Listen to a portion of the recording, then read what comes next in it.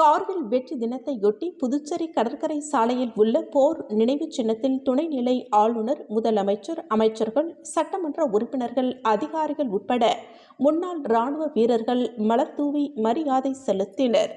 1999ஆம் ஆண்டு பாகிஸ்தானுடன் நடைபெற்ற கார்கில் போரில் இந்தியா வெற்றி பெற்ற தினத்தை இந்தியா ஆண்டுதோறும் ஜூலை 26இல் கொண்டாடி வருகிறது.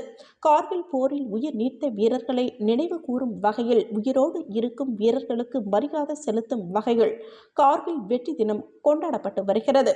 இந்நிலையில் புதுவை கடற்கரை சாலையில் அமைந்துள்ள போர் நினைவு சின்னத்தில் புதுச்சேரி அரசு சார்பில் கார்கில் வெற்றி தினம் கொண்டாடப்பட்டது. துணைநிலை ஆளுநர் கைலாஷ்நாதன், முதலமைச்சர் ரங்கசாமி, சட்டப்பேரவை தலைவர் அன்பழகன், அமைச்சர்கள், சட்டமன்ற உறுப்பினர்கள், காவல்துறை அதிகாரிகள், முன்னாள் படை வீரர்கள் என பலரும் மாலை அணிவித்து மரியாதை செலுத்தினர். புதுவை சி நியூஸ் செய்திகளுக்காக சித்ரா.